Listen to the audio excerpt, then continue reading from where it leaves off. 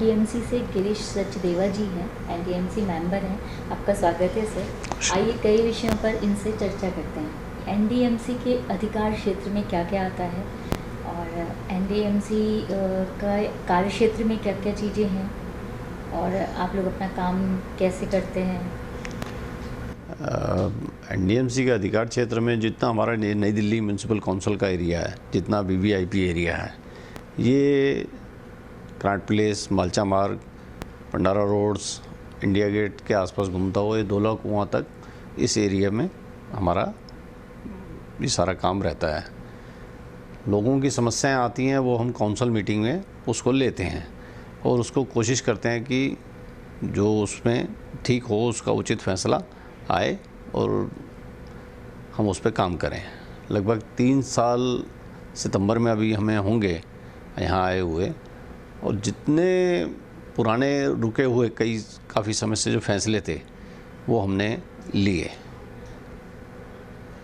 माननीय गृह मंत्री जी द्वारा उसमें हमारे से काफ़ी वो रहा, और उसमें हमने 4400 कर्मचारी जो पिछले काफ़ी समय से आरएमआर पे थे, रेगुलर उस पे थे, उनको पक्का किया, जो कि एक बहुत बड़ा कार्य था। और एक ही दिन में माननीय गृह मंत्री जी ने उसको एक ही समय में उसको बांटा, सबको पक्के का सर्टिफिकेट दिया और सबको आगे। उससे उनके जिस तरह से उनके स्तर में भी बढ़ोतरी हुई और जिस तरह एक अलग सा उत्साह उसमें रहा। उनमें से और कुछ कर्मचारी रह भी गए हैं जिनका लगभग 150 के आसपास, 150 के आसपास कर्मचारी रह गए हैं, जिनकी जो काफ़ी समय से एब्सेंट चल रहे थे, काफ़ी समय से आ नहीं रहे थे, और उनकी जो हमारी नॉर्म्स तय हुए थे कि इतने दिन की लगभग हाज़िरी होनी चाहिए, वो हाज़िरी में कमी थी, वो एम्प्लॉयज़ रह गए हैं। उन पे भी चर्चा हो रही है और उन पे भी हम कोशिश करेंगे कि वो काम जल्द से जल्द हो। आपने जैसे कि बताया 3 साल का कार्यकाल हुआ, सितंबर में होगा, आने वाले सितंबर में होगा। तो आपने कहा कि कई रुके हुए फैसले त्वरित हो पाए, तो उसमें और क्या क्या है ऐसी? जैसे यहाँ कर्मचारियों को जिनको 15-15, 20-20 साल हो गए हैं काम करते हुए, और जिस तरह से उनकी भर्ती थी और जो हमने नॉर्म्स पढ़े, ताकि वो अब इतना समय हमें दे चुके हैं ताकि आगे उनके सर पे जो तलवार लटकी रहती थी उनको कोई दिक्कत ना हो। तो 60 साल तक वो लगभग, जब उम्र 60 साल की हो जाएगी तो जब जैसे रिटायरमेंट की व्यक्ति की उम्र होती है वैसे उनको यहाँ पे मिलेगा। उनको जो फैसिलिटीज़ हैं जो एक आम एम्प्लॉयज़ को मिलती हैं वो उनको मिलेंगी। और एक बहुत बड़ा फैसला हमने ये किया, यहाँ जो पे था, पेज का स्केल था, वो डीटीएल के नॉर्म्स पे था, उसको 7th पे कमीशन के हिसाब से हमने उसको कराया।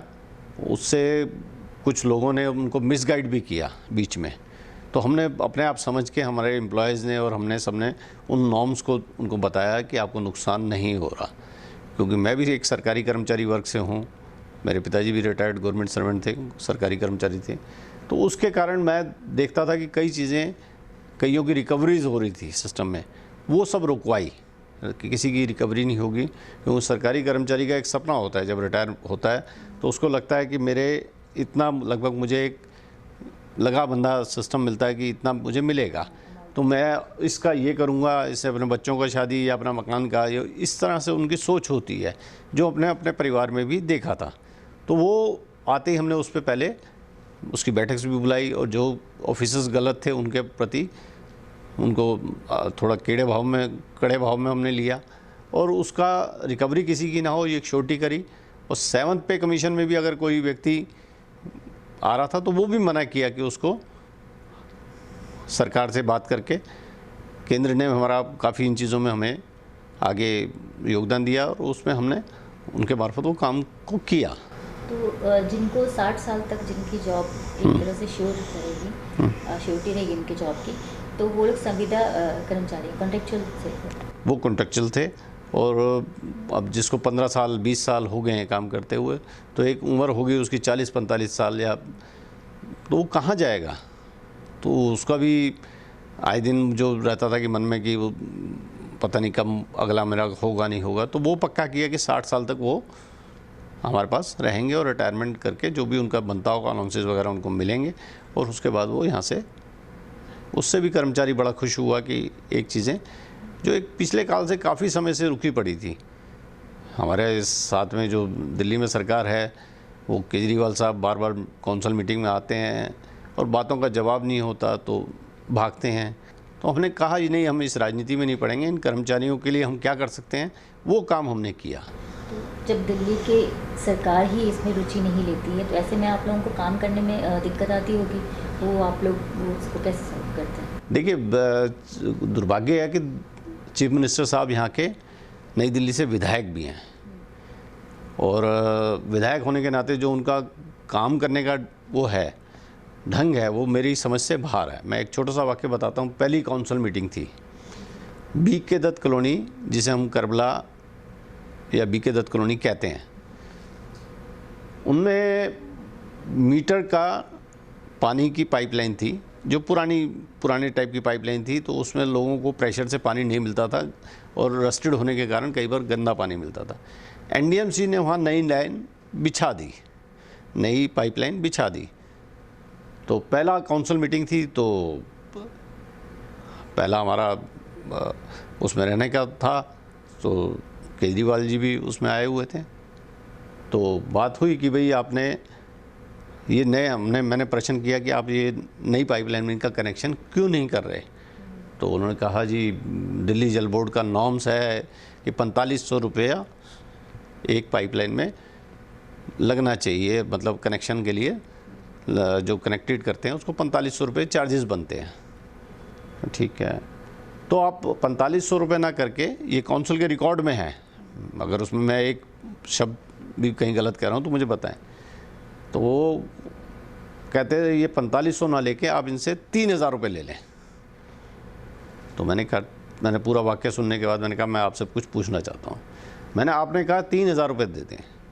3000 रुपये लेने से किस बात के आप 3000 रुपये लेंगे? किस बात के आप 3000 रुपये लेंगे? कोई जवाब आपका, उनका कोई जवाब नहीं था। मैंने पुरानी पाइपलाइन से नई पाइपलाइन में उनको कनेक्शन मिलना है, सिर्फ उनको लाभ क्या होगा, क्योंकि वहाँ इंजीनियर स्टाफ भी बैठा था। मैंने कहीं मैं गलत बोल रहा हूँ तो मुझे टोक दें, मुझे कोई बुरा नहीं लगेगा। कहते हैं बताएं। तो मैंने नए लाइन से जोड़ने से उनको कनेक्शन में थोड़ा पानी प्रेशर से मिल जाएगा, यही होगा ना जी? हाँ जी यही होगा। तो आपका क्या घटा उसमें? कोई नया कनेक्शन आप दे नहीं रहे। तो फिर पूछने लगे कि आपस में अपने PA से बात करने लगे, तो माइक खुला हुआ था कि इनका नाम है ना ये गिरीश जी। अच्छा ये गिरीश सचदेवा हैं, क्योंकि मैं यहाँ का एक पुराना, क्योंकि मेरा राजनीतिक जन्म ही नई दिल्ली का सिस्टम का है, नई दिल्ली का है। तो फिर वो फ्री किया। दुर्भाग्य क्या है, बाहर गए हैं कमरे के, आदमी को अपनी वाक्य को बदलने में भी सेकंड नहीं लगता, और वहाँ अपने PA को कहते हैं आप प्रेस में न्यूज़ भेज दो कि मैंने वो फ्री करा दिया। अंदर वो दरवाजे के बाहर हल्कापन लगता है कि एक चीफ मिनिस्टर को ये बात शोभा देती है क्या? नई दिल्ली सीट से किसकी जीत की संभावनाएं देखते हैं?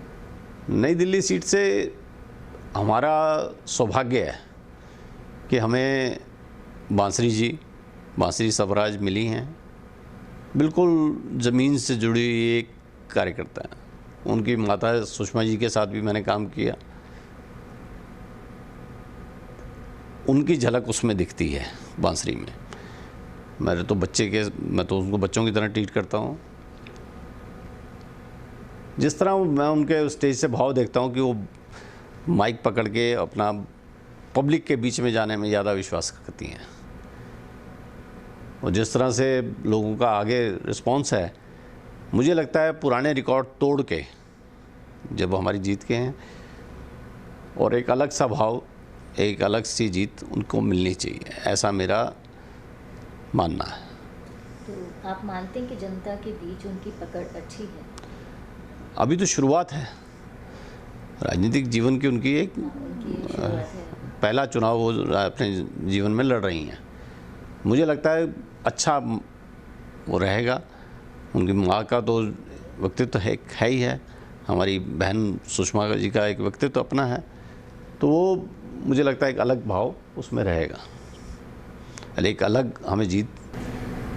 सरोजनी नगर का रीडेवलपमेंट का प्रोजेक्ट रुका हुआ है जिसमें आप लोगों की काफ़ी रुचि थी, तो उसके रुकने का क्या कारण है? रुका नहीं है, वो काम पाइपलाइन में चल रहा है और चुनाव की अधिसूचना जारी होने के कारण कुछ चीज़ें उसमें, क्योंकि इस कमरे में ही कई बार उस विषय को लेकर बैठ के हुई हैं और मुझे लगता है चुनाव के बाद शायद एक अलग मिलेगा। जो उन्होंने नक्शा कहा था, एसोसिएशंस के लोग भी आए थे वहाँ से, और जिस तरह से उनका वो सारी बातें नोट करने के बाद उसको कोशिश की गई कि उसी काम में उसको किया जाए, तो थोड़े दिनों बाद आपको वहाँ का स्ट्रक्चर ही या जो उसका सामने का फेस है जो होना चाहिए, क्योंकि बहुत पुरानी मार्केट है, जिस तरह से उसका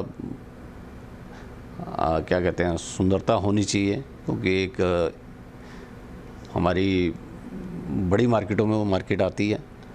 तो मुझे लगता है शायद हम चुनाव के बाद 4 जून या 6 तारीख को जब अधिसूचना का काम पूरा होगा तो फिर उसके बाद उसमें आपको बहुत अच्छा रिजल्ट मिलेगा, ऐसा मेरा मानना है। इसके रीडेवलपमेंट में आप लोग क्या करेंगे? क्या सरोजनी नगर मार्केट जो इतनी पुरानी मार्केट है वो उसके आधुनिकीकरण में वो अपनी वास्तविकता को खो देगा? नहीं, इसे नहीं कहना चाहिए। जैसे हम अब वहाँ ग्राउंड और फर्स्ट 2 ही क्वार्टर थे, लगभग 3700 कुछ क्वार्टर वो थे, और इस समय उसकी संख्या मुझे लग रहा है 14 से 16 हज़ार के बीच में। तो जिस तरह समय बढ़ रहा है आगे, जिस तरह हमारे प्रधानमंत्री जी की सोच है चीज़ों को एक नवीनीकरण करना, तो एक नवीनीकरण में एक उसका, क्योंकि पीएम हाउस से हम 1-1.25 किलोमीटर की दूरी पे हैं वहाँ पे, तो एक नवीनीकरण होगा, उसमें खोना नहीं कहते हम उसको कहते हैं कि थोड़ा सा उसको अपग्रेड करने वाला मामला। तो नवीनीकरण में क्या क्या जोड़ने जा रहे हैं आप लोग? नवीनीकरण में उसको थोड़ा हरा भरा भी बनाया जाएगा उसकी प्लानिंग बहुत अच्छी है, और मुझे लगता है सरोजनी नगर टोटली मार्केट तक का नहीं कहता, सोही नगर, नेताजी नगर, नौरोजी नगर, ये तीनों एरिया एक बराबर में ही हैं। उसको थोड़े वाले समय में आप जब वहाँ से निकलेंगी तो आपको एक लगेगा कि वाकई ही जैसे किदवई नगर का मोदी जी के होते हुए जो नवीनीकरण हुआ। आर्किटेक्ट डिपार्टमेंट में कई पोस्ट खाली पड़ी हैं, तो उनको कब तक भरा जाएगा? अभी हमारे चीफ आर्किटेक्ट आए हैं सीपी रोड से, और कुछ आर्किटेक्ट्स की पोस्ट्स हमारे पास हैं सिस्टम में। मुझे लगता है बहुत जल्दी हम उस पर, क्योंकि अभी कहना कुछ ठीक नहीं होगा, अभी जो कोड ऑफ कंडक्ट चल रहा है उसमें मैं कुछ नहीं कहूँगा, लेकिन आने वाले थोड़े समय में हम उसको करेंगे। ये सब चीज़ें ध्यान में हैं। आपने जो 4500 लोगों की को जो पक्का किया था जॉब में, बाकी 500 से 1000 लोग अभी भी बचे हुए हैं, तो उनको कब परमानेंट किया जाएगा? हमने 4400 लोगों को पक्का किया था, रेगुलर किया था, और लगभग जो भी संख्या बची हुई है उनके जो एक नॉर्म्स तय किए थे कुछ हाजिरियों का, जिसकी कम थी वो रह गए हैं। जब उनका हाजिरी की संख्या पूरी हो जाएगी, अटेंडेंस की संख्या पूरी हो जाएगी, फिर उस पर विचार किया जाएगा, करेंगे उसको।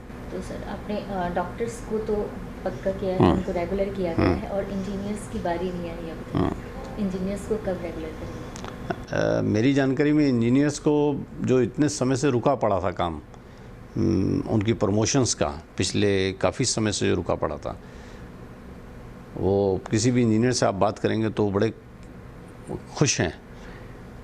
तो हमने मीटिंग ली थी उनकी, और हमें खुद लगा कि इस काम को होना चाहिए, तो उनको जेई से एई, एई से एग्जीक्यूटिव इंजीनियर, एग्जीक्यूटिव इंजीनियर से एससी, इस पे हम काम कर रहे हैं, और थोड़े समय में अधिसूचना का समय पूरा होगा तो शायद वो हम और आपको अच्छा उसमें बता पाएंगे, और उनको बुला के आपके साथ अगले इंटरव्यू में अगर आप बैठेंगी तो आपसे मिलवाएंगे।